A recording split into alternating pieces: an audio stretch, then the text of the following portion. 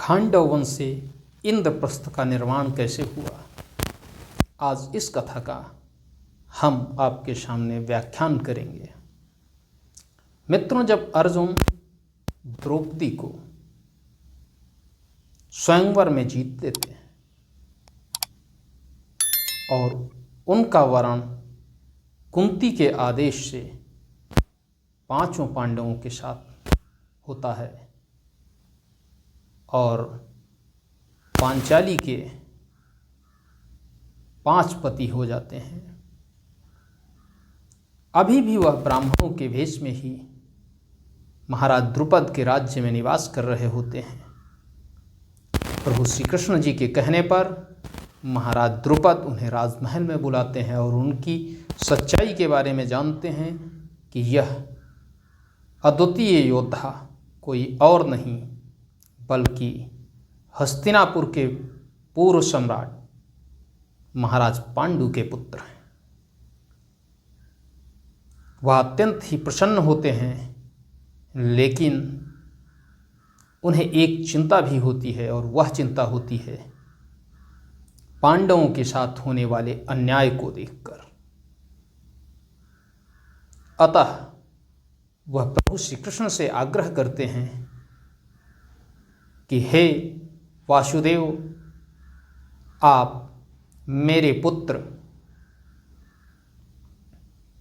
के साथ हस्तिनापुर जाएं और वहां जाकर के महाराज धृतराष्ट्र से पांडवों के जो उनका पांडवों का भाग है उसे दिलवाने की कृपा करें।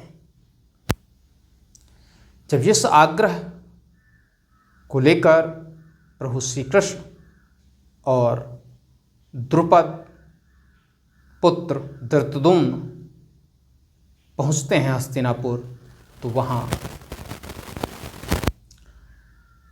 सम्राट धृतराष्ट्र और उनके साथ उनके अन्य दरबारी बैठे हुए होते हैं और उनके बीच प्रभु श्री कृष्ण के द्वारा जब यह प्रश्न रखा जाता है तो धृतराष्ट्र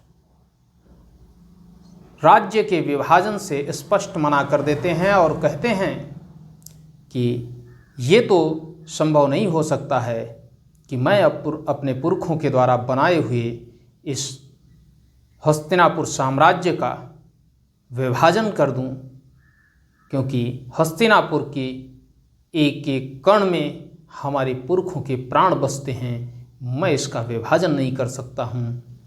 तब प्रभु श्री कृष्ण उन्हें बताते हैं तो कोई ऐसा क्षेत्र आप पांडवों को दें जिससे कि वह स्वतंत्र रूप से अपने द्वारा शासित कर सकें और उनकी प्रतिभाओं को निकलने का एक अवसर प्राप्त हो। जब ऐसी स्थिति आती है तभी शकुनी बीच में टोक देता है और वह कहता है कि महाराज, पांडव वीर हैं, योद्धा हैं, अद्भुत ज्ञान के धनी हैं, उनके संरक्षक स्वयं वासुदेव हैं और जब उनके पास ये सारी चीज़ें हैं तो वह जहाँ भी रहेंगे उस क्षेत्र को उन्नत कर देंगे और ये उन्नति हस्तिनापुर साम्राज्य के लिए अत्यंत ही आवश्यक है। जब ऐसी बात शकुनी के द्वारा कही जाती है तो महाराज धृतराष्ट्र शकुनी की बात की सराहना करते हैं और पांडवों को खांडव वन उनके नए राज्य के लिए देते हैं और कहते हैं कि खांडव वन, जो कि हमारे पुरखों का कभी राजमहल हुआ करता था, क्षेत्र हुआ करता था, आज वो खंडहर है, लेकिन उसे आप अपने अधिकार क्षेत्र में लेकर उसे विकसित करिए। वह आज मरुभूमि हो चुकी है। जब ऐसी बात रखी जाती है तो जब तक पांडव कोई शब्द बोल पाए उससे पहले ही प्रभु श्री कृष्ण हामी भर देते हैं और कहते हैं कि मैं और युवराज धृतद्युम्न की तरफ से हाँ की जा रही है और खांडव प्रदेश पांडवों को आपने जो प्रदान किया है वह उसकी समृद्धि के लिए अपना सर्वश्रेष्ठ देंगे। खांडव प्रदेश एक निर्जन वन के रूप में परिवर्तित हो चुका था। वहाँ प्राचीन महल के केवल खंडहर ही बचे हुए थे। ये सबको ज्ञात था। जब ये बात माता कुंती के पास पहुँचती है तो वह अत्यंत ही व्याकुल हो जाती हैं और कहती हैं कि यह तो मेरे पुत्रों के साथ सरासर अन्याय है। लेकिन प्रभु श्री कृष्ण कहते हैं कि हे बुआ, इसमें कोई भी अन्याय नहीं है। जब मैं उनके साथ हूँ तो आपको चिंता करने की क्या बात है। माता कुंती जब प्रभु श्री कृष्ण के ये शब्द सुनती हैं तो वह अपनी व्याकुलता त्याग कर प्रसन्न हो उठती हैं, क्योंकि जिसके ऊपर जगत नियंता जगदाधार का हाथ हो उसका अहित कौन कर सकता है। मित्रों, पांडव और कुंती के साथ ही प्रभु श्री कृष्ण जब बैठे होते हैं तो वह उनसे कहते हैं कि ठीक है बुआ, तुम खांडव प्रदेश के लिए प्रस्थान करने की तैयारी करो और मैं और अर्जुन आज ही और अभी खांडव वन प्रदेश की तरफ प्रस्थान कर रहे हैं।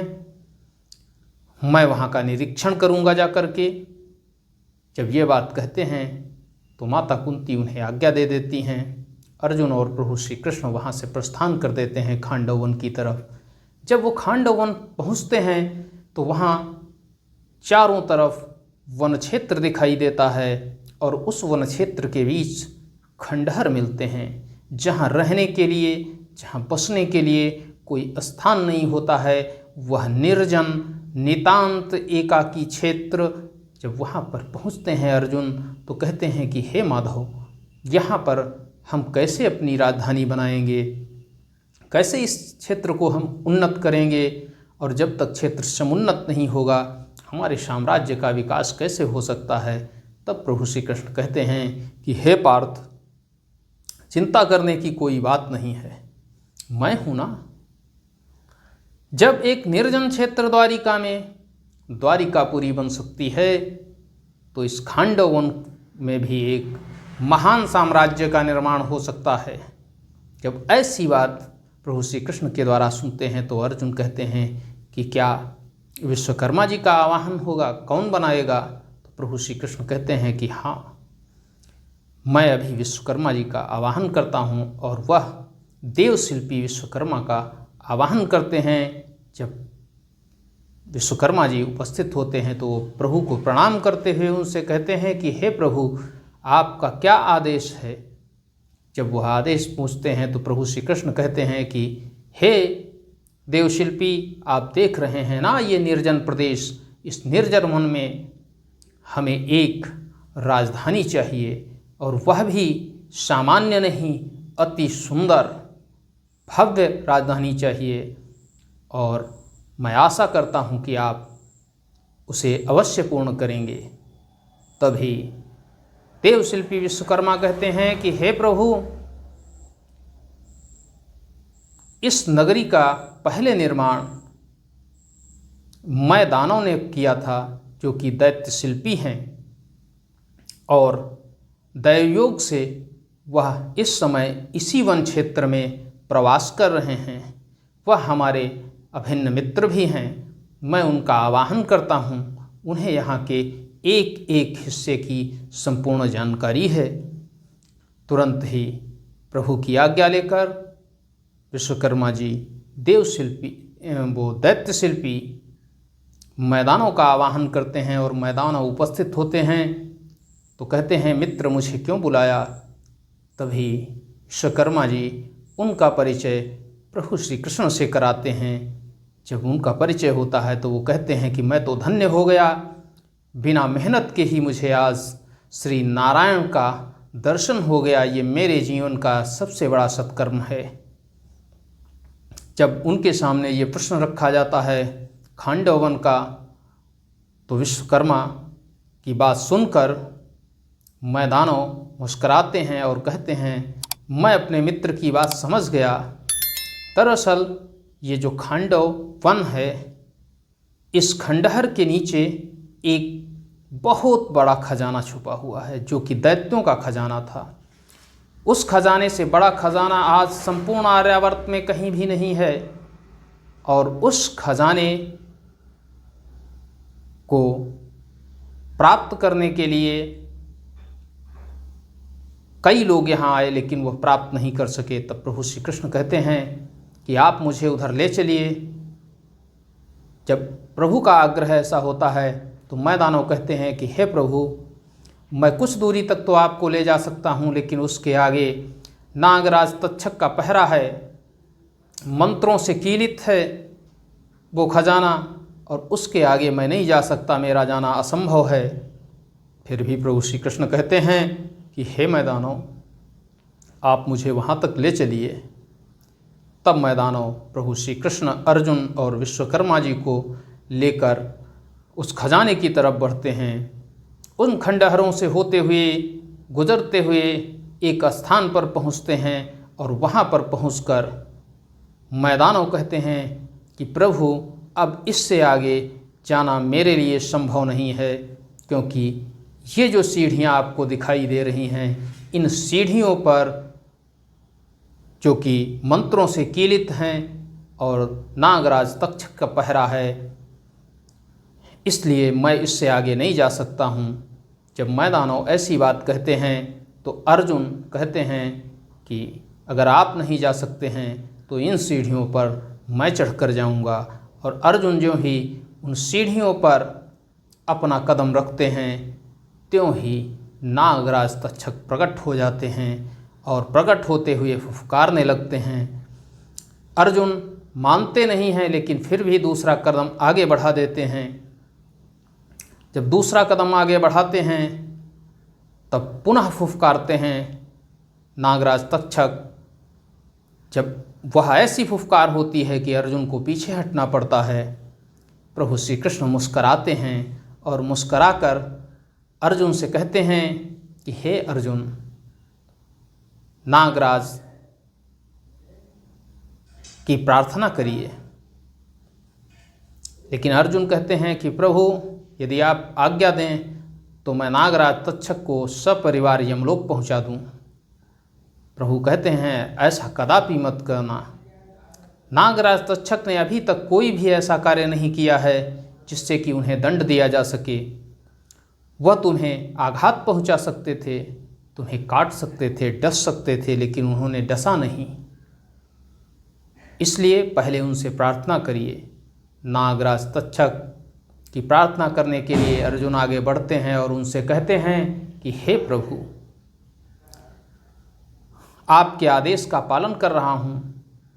हे नागराज तक्षक, मैं आपसे आज्ञा चाहता हूँ कि आप मुझे इस खजाने तक जाने दें। आप हमारा जो मार्ग अवरोधित किए हुए हैं उसे छोड़ दें। नागराज तक्षक अर्जुन की बात नहीं सुनते हैं, लेकिन शांत हो रहते हैं। पुनः अर्जुन वापस प्रभु के सामने आते हैं तो प्रभु अर्जुन को बताते हैं कि हे अर्जुन, नागराज तक्षक ने आपकी बात नहीं मानी। तब विश्वकर्मा कहते हैं कि हे प्रभु, नागराज तक्षक के मित्र हैं देवराज इंद्र, और वह देवराज इंद्र के अतिरिक्त किसी की भी बात नहीं सुनेंगे। जब ये बात सामने आती है तो अर्जुन सोच में पड़ जाते हैं। तभी प्रभु श्री कृष्ण कहते हैं कि हे अर्जुन, नागराज तक्षक ने तुम्हें इसलिए नहीं रसा क्योंकि तुम्हारा जो चेहरा है, उस चेहरे के अंदर, तुम्हारी छवि के अंदर उन्हें देवराज इंद्र की छवि दिखाई दे रही है। इसी वजह से उन्होंने तुम्हें डसा नहीं है। अर्जुन विस्मित हो जाते हैं और पूछते हैं कि बात क्या है, मेरे अंदर देवराज इंद्र। तब प्रभु उनको वृत्तांत बताते हैं कि माता कुंती ने देवराज इंद्र के ही आशीर्वाद से तुम्हें पुत्र रत्न के रूप में प्राप्त किया था। अतः हे पांडुपुत्र, देवराज इंद्र तुम्हारे धर्म पिता हैं। अर्जुन जब इस बात को सुनते हैं तो अत्यंत प्रसन्न हो जाते हैं और प्रभु श्री कृष्ण देवराज इंद्र का आवाहन करते हैं। देवराज इंद्र हाथ जोड़े हुए उपस्थित होते हैं और प्रभु श्री कृष्ण के चरणों में प्रणाम करते हुए कहते हैं कि हे नारायण, क्या आदेश है हमारे लिए। जब प्रभु देवराज इंद्र को देखते हैं तो उनसे कहते हैं कि हे देवराज इंद्र, ये जो दैत्यराज वृषपर्वा का खजाना है, वह खजाना मैं पांडुपुत्रों को देना चाहता हूँ और ये जो खांडव वन है उसे एक भव्य राजधानी के रूप में विकसित करना चाहता हूँ। अतः मैं आपकी सहायता चाहता हूँ। आपके मित्र नागराज तक्षक इसकी रखवाली कर रहे हैं, इसलिए उनसे आग्रह करिए कि वह हमें आगे जाने का मार्ग प्रदान करें। जब देवराज इंद्र प्रभु की इस आज्ञा को सुनते हैं तो वह तुरंत ही नागराज तक्षक के पास जाते हैं और उनसे आग्रह करते हैं कि हे नागराज तक्षक, आप हमारे मित्र हैं, मेरा आपसे यह आग्रह है कि आप अब इस खांडव प्रदेश को छोड़कर आप कुरुक्षेत्र के क्षेत्र में प्रवेश करें और वहीं पर अपना निवास बनाएं। वह क्षेत्र आपके लिए अत्यंत सुरक्षित भी रहेगा। जब ऐसी बात कहते हैं तो अपने मित्र देवराज इंद्र की बात को नागराज तक्षक टाल नहीं पाते हैं और वह तुरंत ही कुरुक्षेत्र के लिए प्रस्थान कर देते हैं। जब कुरुक्षेत्र के लिए प्रस्थान करते हैं नागराज तक्षक तो सामने का द्वार खुल जाता है। तब प्रभु श्री कृष्ण देवराज इंद्र का आभार प्रकट करते हैं और अर्जुन से कहते हैं कि हे अर्जुन, देवराज इंद्र का आभार कीजिए कि उन्होंने तुम्हें इस खजाने का स्वामी बनाया।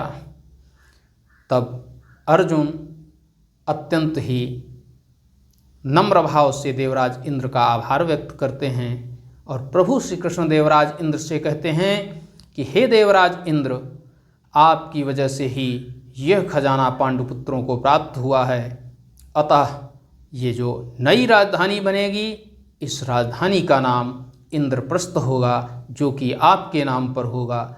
ज्यों ही प्रभु श्री कृष्ण ऐसी बात कहते हैं, देवराज इंद्र हाथ जोड़कर प्रभु श्री कृष्ण की प्रार्थना करने लगते हैं और कहते हैं, हे प्रभु, आपने मुझे उतना प्रदान कर दिया जितना मैं कभी सोच भी नहीं सकता था। मैं धन्य हो गया। आज मैं अत्यंत ही प्रसन्न हूँ।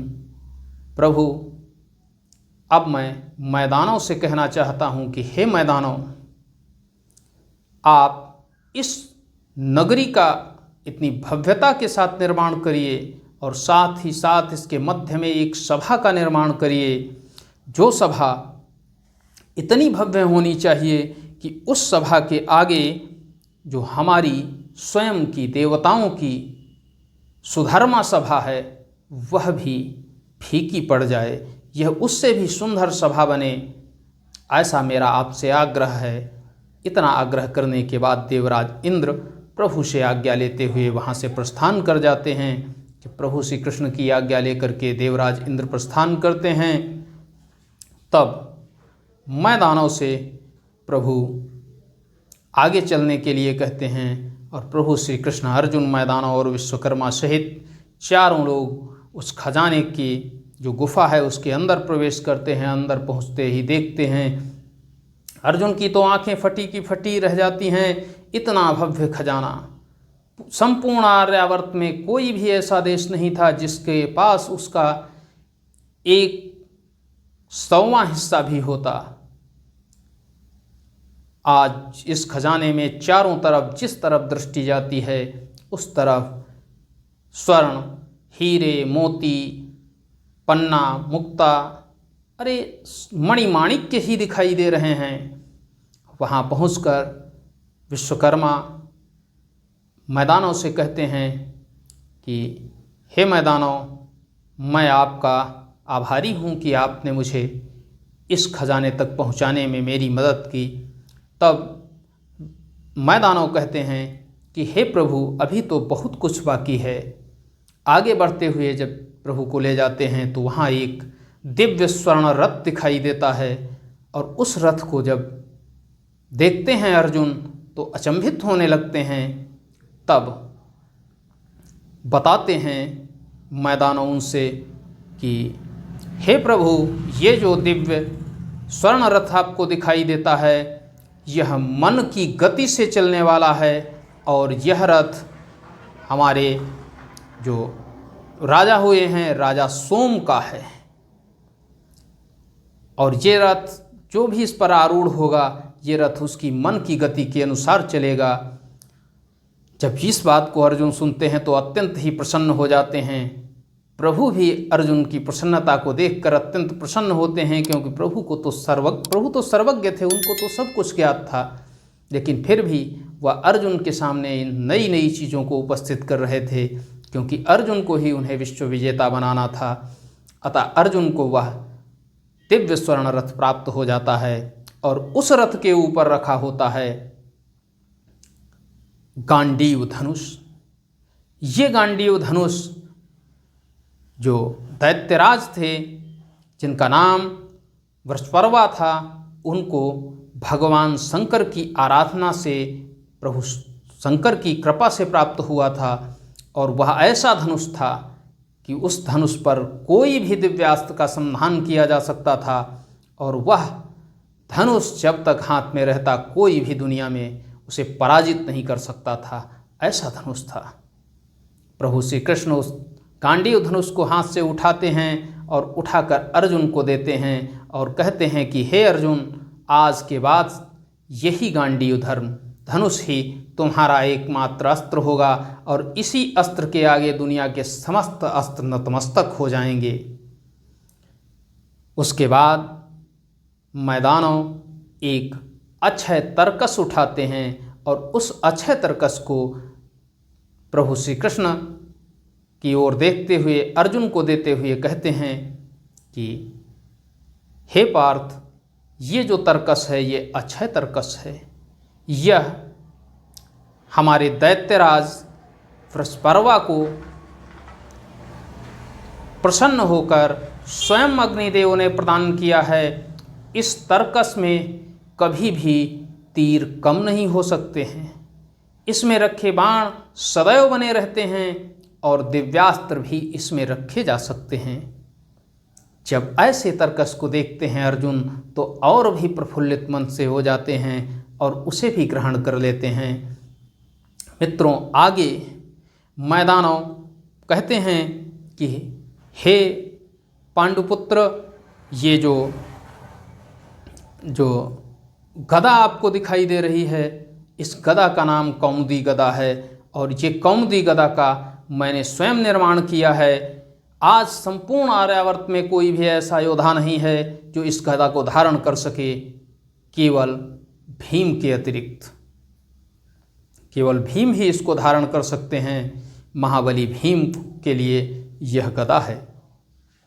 जब ऐसी बात प्रभु श्री कृष्ण और अर्जुन सुनते हैं तो अर्जुन और भी अत्यंत प्रसन्न हो जाते हैं। इतना सब कहने के बाद, उनको प्रदान करने के बाद मैदानों कहते हैं कि हे प्रभु, अब आप इस दिव्य खजाने को संभालिए और मैं जा रहा हूँ देवराज इंद्र की आज्ञा का पालन करने के लिए, और मैं एक भव्य नगरी का निर्माण करने जा रहा हूँ अपने मित्र विश्वकर्मा जी के साथ। और विश्वकर्मा जी और मैदानों दोनों ही नगर को भव्यता प्रदान करने के लिए और नवनिर्माण करने के लिए बाहर निकल जाते हैं। कुछ ही समय के बाद प्रभु श्री कृष्ण और अर्जुन जब उस खजाने से बाहर निकलते हैं तो उन्हें अपने चारों तरफ एक नई भव्य राजधानी दिखाई देती है, जिसमें हर जगह सुंदरता ही सुंदरता है। उस छवि को देख करके प्रभु श्री कृष्ण अर्जुन की ओर देखते हैं। अर्जुन मंत्रमुग्ध हैं। अर्जुन ही क्या, दुनिया का कोई भी ऐसा व्यक्ति नहीं हो सकता था जो कि उस नगरी को देखकर मंत्रमुग्ध न हो जाए, जहाँ देवशिल्पी और दैत्य शिल्पी दोनों ने मिलकर के उसका निर्माण किया था। वो कितनी अद्भुत और सौंदर्यपूर्ण वह नगरी होगी। जब नगरी बनकर तैयार हो जाती है तब तक माता कुंती अन्य पांडव कुमारों के साथ खांडव वन की तरफ प्रस्थान कर चुके होते हैं, और जब वहाँ वह कुलगुरु के साथ उपस्थित होते हैं तब ऐसे भव्य नगर को देख करके वह अत्यंत ही प्रसन्न होते हैं। साथ ही साथ कौरवों को जब इसकी सूचना मिलती है तो वह अत्यंत ही क्रोधित होते हैं, अत्यंत ही भयभीत होने लगते हैं। वह सोचते हैं कि ऐसा कैसे हो सकता है, ये कैसे हो गया। खांडव वन जो कि निर्जन था, पूर्णतः मरुभूमि में तब्दील हो चुका था, आज वहाँ पर इतना भव्य नगर कैसे बन गया। उन्हें ये नहीं पता था कि आज इंद्रप्रस्थ जिस नगरी का निर्माण हुआ था पांडवों के लिए, उसके पास इतना खजाना है जितना कि संपूर्ण आर्यावर्त में किसी के भी पास नहीं है।